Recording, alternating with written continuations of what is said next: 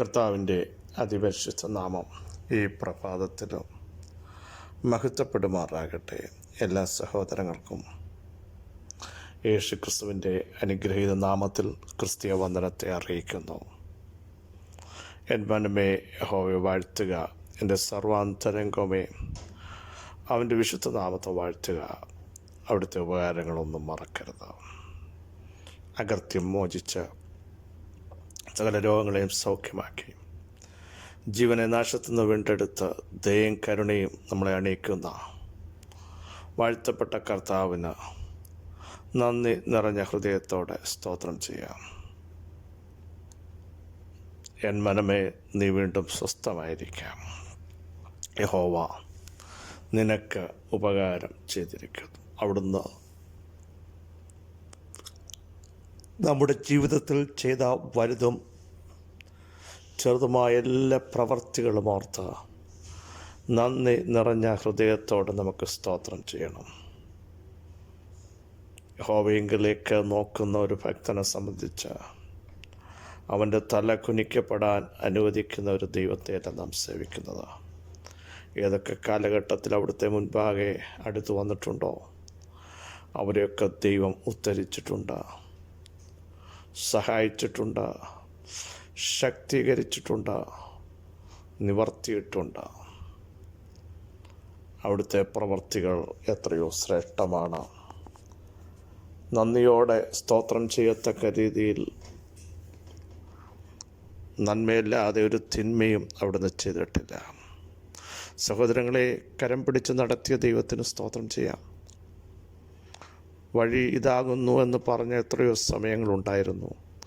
നമ്മൾ അറച്ചു നിന്ന പകച്ചു നിന്ന ഒത്തിരി സമയങ്ങൾ.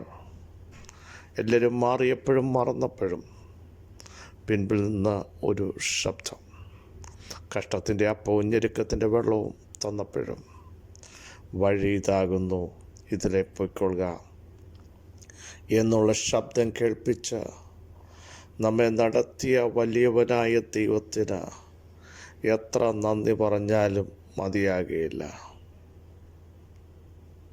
ധൈര്യത്തോടെ നമുക്ക് സ്തോത്രം ചെയ്യാൻ ഇന്ന് പകലിലും കഴിയണം. ഇനി തുറക്കത്തില്ലെന്ന് ചിന്തിച്ച ഒത്തിരി അനുഭവങ്ങൾ നമ്മുടെ മുമ്പിൽ വന്നില്ലേ? പലരും പറഞ്ഞില്ലേ ഇനി അത് നടക്കില്ല, എന്തു ചെയ്യും, എന്തായിത്തീരും. പക്ഷേ അവിടെ കൈവിടാത്തൊരു ദൈവം നമ്മോട് കൂടെയുണ്ട്. നമ്മെ സഹായിക്കുന്ന ദൈവം നമ്മോട് കൂടെയുണ്ട്. അവിടുത്തെ ശക്തി ഈ പകൽ നമ്മുടെ മധ്യേ വ്യാപരിക്കുകയാണ്.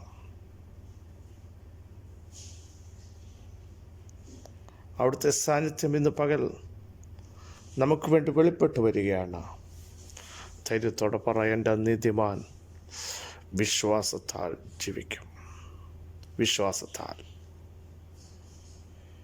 പ്രതിസന്ധികൾ രൂക്ഷമായിട്ട് വരുമ്പോൾ പറയണം, ഇതെന്നെ തകർക്കില്ല, എൻ്റെ ദൈവത്താൽ ഞാൻ ഈ മതിൽ ചാടിക്കടക്കും, അവിടുന്ന് തന്നെ ഞങ്ങളുടെ വൈരികളെ മതിച്ചു കളയുമെന്ന് ശക്തമായൊരു പ്രഖ്യാപനം നടത്താൻ ദൈവമക്കൾ തയ്യാറാവണം. വിശ്വാസത്താൽ മാത്രമേ നമുക്ക് സകലത്തെയും ജയിക്കാൻ കഴിയുകയുള്ളൂ. എപ്പോഴും ഓർക്കണമേ, ആഴമായൊരു വിശ്വാസം നമ്മുടെ അകത്ത് കത്തണം. വിഴുങ്ങിക്കളയാൻ വരുന്ന സിംഹങ്ങളുണ്ട്, തീയുണ്ട്. പക്ഷേ തീയുടെ ബലത്തെ കെടുത്തുന്ന ഒരു വിശ്വാസം നമ്മുടെ അകത്ത് ഉണ്ടാവണം. എല്ലാ കാലഘട്ടത്തിലും ഉണ്ടാവണം.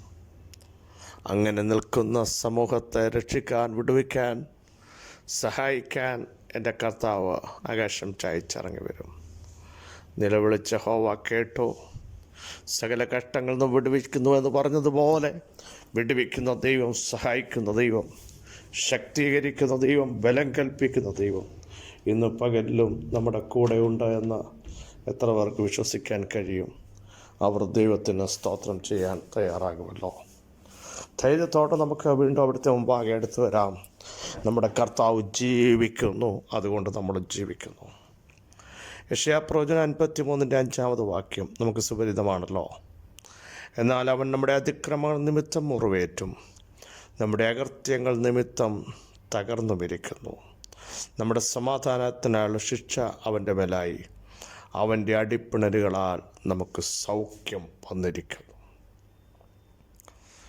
യേശുക്രിസ്തുവിൻ്റെ ക്രൂശീകരണത്തെപ്പറ്റി, യേശുവിൻ്റെ ജനനത്തിന് 700-ൽ പരം വർഷങ്ങൾക്ക് മുമ്പ് പ്രവാചകൻ ആത്മാവിൽ പ്രവചിച്ച ഭാഗമാണ് നാം കേട്ടത്.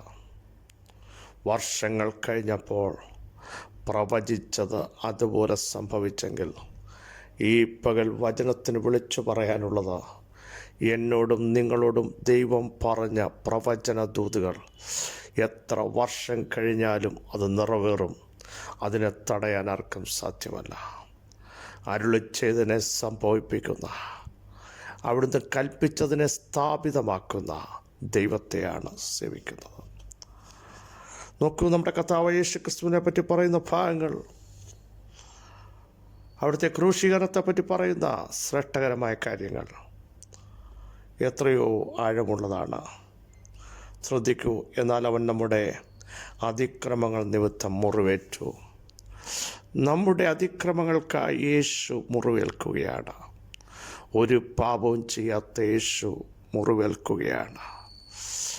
ഈ കൊളുത്തുകൾ കൊണ്ടുള്ള ചാട്ടവാറിൻ്റെ അടി എൻ്റെ ശരീരത്തിലേക്ക്, എൻ്റെ യേശുവിൻ്റെ ശരീരത്തിലേക്ക് ആഞ്ഞു പതിക്കുമ്പോൾ, ആ ചാട്ടവാർ അവർ തിരിച്ചെടുക്കുമ്പോൾ മാംസങ്ങൾ പറഞ്ഞു വരും. മുറിവുകൾ, വളരെ ആഴമായ മുറിവുകൾ, മാംസങ്ങൾ ഓരോന്നും പറഞ്ഞു വരുമ്പോഴും അവിടുത്തെ ശരീരം ഉഴവുചാലുകൾ പോലെ കീറി മുറിക്കപ്പെടുകയാണ്. അതാണ് കാൽവറിയിൽ സംഭവിച്ചത്. എന്തിന്? നമ്മുടെ അതിക്രമങ്ങൾ നിമിത്തം അവിടുന്ന് തകർക്കപ്പെട്ടു. സ്തോത്രം. നമ്മുടെ സമാധാനത്തിനു വേണ്ടി എൻ്റെ യേശു ശിക്ഷ ഏറ്റുവാങ്ങുകയാണ്. ഒരു പാപവും ചെയ്യാത്ത യേശു കോടതികൾ മാറി മാറി വിസ്തരിച്ചിട്ട് പറഞ്ഞു, ഈ മനുഷ്യനിൽ ഒരു കുറ്റവും കണ്ടെത്തുന്നില്ല എന്ന് പറഞ്ഞ എൻ്റെ കർത്താവ് നമ്മുടെ സമാധാനത്തിനു വേണ്ടി ക്രൂശിന്മേൽ ശിക്ഷ ഏറ്റെടുക്കുകയാണ്. അങ്ങനെയെങ്കിൽ ഒരു വലിയ ദൈവിക സമാധാനം ക്രൂശീകരണത്തോടുകൂടെ നമ്മുടെ അകത്ത് വ്യാപരിക്കുകയാണ്. നമ്മുടെ തലമുറകൾ വ്യാപരിക്കുന്നു. നിങ്ങളുടെ മിനിസ്ട്രിയിൽ വ്യാപരിക്കുന്നു, നിങ്ങളുടെ ശരീരത്തിൽ വ്യാപരിക്കുന്നു, കുടുംബങ്ങളിൽ വ്യാപരിക്കുന്ന ദൈവിക സമാധാനം. എന്തിന്? കാൽവറിയിൽ നമ്മുടെ പാപത്തിൻ്റെ ശിക്ഷ ഏറ്റെടുത്തത് ദൈവിക സമാധാനം. ആർക്കും എടുത്തു കളയാൻ പറ്റാത്ത സമാധാനം, ആർക്കും പിടിച്ചൊതുക്കാൻ പറ്റാത്ത സമാധാനം. പ്രതിസന്ധി വന്നാലും, പ്രതികൂലങ്ങൾ വന്നാലും, കാറ്റ് വന്നാലും, തിരകൾ വന്നാലും നമ്മുടെ അകത്ത് ഒരു വലിയ സമാധാനമുണ്ട്. എൻ്റെ കർത്താവ് ജീവിക്കുന്നു, എൻ്റെ കർത്താവ് പ്രവർത്തിക്കുന്നു, എൻ്റെ കർത്താവ് ഉയർത്തെഴുന്നേറ്റിരിക്കുന്നു, എൻ്റെ കർത്താവ് മരണത്തെയും പാതാളത്തെയും വെല്ലുവിളിച്ചിരിക്കുന്നു. അവിടുത്തെ പ്രവൃത്തി തീർന്നു പോയിട്ടില്ല. അടുത്ത് നോക്കൂ. അവൻ്റെ അടിപ്പിണരിനാൽ നമുക്ക് സൗഖ്യം വന്നുമിരിക്കുന്നു. പ്രിയ സഹോദരങ്ങളെ, ഈ പകൽ പരിശുദ്ധാത്മാവ് വിളിച്ചു പറയുന്നു, എൻ്റെ യേശുവിൻ്റെ അടിപ്പിണരിനാൽ നമുക്ക് സൗഖ്യം വന്നിരിക്കുന്നു. ഹല്ലേലൂയ. ശാരീരിക സൗഖ്യം, മാനസിക സൗഖ്യം, ആന്തരിക സൗഖ്യം, ബാഹ്യ സൗഖ്യം. കുടുംബജീവിതത്തിൽ സൗഖ്യം വേണമോ? ഹല്ലേലൂയ. യേശുവിൻ്റെ നാമത്തിൽ ഈ പകൽ സംഭവിക്കുക. കാൽവറിയിലൂടെ അത് നടന്നെങ്കിൽ ഇന്ന് പകൽ സ്വായത്തമാക്കോ. അടിപ്പിണനാൽ സൗഖ്യം വന്നിരിക്കുന്നു. ഡോക്ടേഴ്സ് തള്ളുന്നതാകട്ടെ, ലോകക്കാർ മാറ്റി നിർത്തുന്നതാകട്ടെ, തകർന്നു പോയ മനസ്സാകട്ടെ, ഈ പകൽ സൗഖ്യം വ്യാപരിക്കുകയാണ്. അവിടുത്തെ അടിയുടെ പിണരുകളാൽ സൗഖ്യം വന്നെങ്കിൽ യേശുവിൻ്റെ നാമത്തിൽ ആ സൗഖ്യം നിങ്ങൾ ഏറ്റെടുക്കണം. ഏറ്റെടുക്കണം. ഇപ്പോൾ തന്നെ ആ സൗഖ്യം നിങ്ങളുടെ മേൽ വ്യാപരിക്കുന്നു. സഹോദര, സഹോദരി, കുഞ്ഞെ, മാനസികമായി തകർക്കപ്പെട്ടവരെ, മുറിവേൽക്കപ്പെട്ടവരെ, യേശു മുറിവേറ്റത് നമ്മുടെ മുറിവിനെ കെട്ടാനാണ്. യേശു അടിയേൽക്കപ്പെട്ടത് നമുക്ക് സൗഖ്യം വരുത്താനാണ്. ഈ പകല സൗഖ്യം നിങ്ങളുടെ സിരകളിൽ അനുഭവിക്കട്ടെ, നിങ്ങളുടെ കുടുംബജീവിതത്തിൽ അനുഭവിക്കട്ടെ. തകർന്നു പോയ ചില കുടുംബങ്ങൾക്ക് ആത്മിക സൗഖ്യവും സമാധാനവും സ്വസ്ഥതയും വരുത്താൻ യേശുവിൻ്റെ ശക്തി വ്യാപരിക്കുന്നു. യേശുവിൻ്റെ നാമത്തിൽ, യേശുവിൻ്റെ നാമത്തിൽ, യേശുവിൻ്റെ നാമത്തിൽ ദൈവമഹത്വം ഇന്ന് പകലിറങ്ങുകയാണ്. ഹല്ലേലൂയ. ആ സൗഖ്യം ഇന്ന് പകലൊന്ന് ഏറ്റെടുക്കാം. കുടുംബത്തിൽ അത് ഏറ്റെടുക്കാം, ദൈവസഭയിൽ അതൊന്ന് ഏറ്റെടുക്കാം. യേശുവിൻ്റെ നാമത്തിൽ നമ്മുടെ ഇടയിൽ ഒരു ബലഹീനമുണ്ടാകരുത്. ദൈവിക സൗഖ്യം ഇന്ന് പകൽ ഏറ്റെടുക്കൂ. ഈ പകൽ നിന്നെ അലട്ടുന്ന, നിന്നെ തളർത്തുന്ന, നിൻ്റെ മൈൻഡിനെ ഇടിക്കുന്ന, കോൺസെൻട്രേഷനെ തടയുന്ന ദുഷ്ടവ്യാപാരങ്ങൾ നസറേനായ യേശു ക്രിസ്തുവിൻ്റെ നാമത്തിൽ തകർന്നു മാറുകയാണ്. അടിപ്പിണരിനാൽ സൗഖ്യം വ്യാപരിക്കുന്നു. റിസീവ് ചെയ്യൂ യേശുവിൻ്റെ നാമത്തിൽ. ആ സൗഖ്യം ഇന്ന് പകൽ നിങ്ങളുടെ പ്രാർത്ഥനാ മുറിയിൽ റിസീവ് ചെയ്യണം. നിങ്ങളെ അലട്ടുന്ന ചില ഭയങ്ങൾ മാറുകയാണ്. യേശുവിൻ്റെ നാമത്തിൻ്റെ സൗഖ്യം വെളിപ്പെട്ടു വരികയാണ്. നസറേനായ യേശു ക്രിസ്തുവിൻ്റെ അധികാരമുള്ള നാമത്തിൽ ആ സൗഖ്യം വ്യാപരിക്കട്ടെ, ആ വിടുതൽ വ്യാപരിക്കട്ടെ, ആ ദൈവിക ബലം വ്യാപരിക്കട്ടെ. പ്രാർത്ഥിച്ചു തുടങ്ങൂ. സർവശക്തനായ ഞങ്ങളുടെ ദൈവമേ, സ്വർഗസ്ഥ പിതാവേ, കാൽവറിയിൽ അങ്ങ് ഞങ്ങൾക്ക് വേണ്ടി ഏറ്റ ശിക്ഷകൾ ഞങ്ങൾക്ക് സമാധാനം നൽകി തന്നിരിക്കാൻ സ്തോത്രം. ദൈവിക സമാധാനത്തെ അടർത്തുവാൻ ലോകത്തിൽ ഒരു ശക്തിക്കും സാധ്യമല്ല.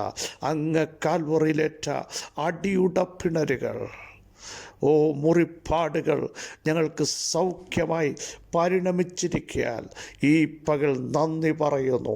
യേശുവിൻ്റെ നാമത്തിൽ ജനം വിടുവിക്കപ്പെട്ടതിനായി സ്തോത്രം, സൗഖ്യമാക്കപ്പെട്ടതിനായി സ്തോത്രം.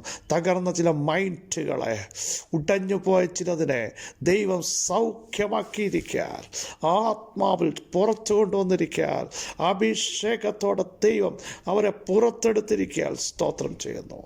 In the name of Jesus ദൈവശക്തി വ്യാപരിച്ചിരിക്കാൻ സ്തോത്രം. സകല മഹത്വവും അവിടുത്തെ പാദപീഠത്തിങ്കൽ മാത്രം അർപ്പിക്കുന്നു.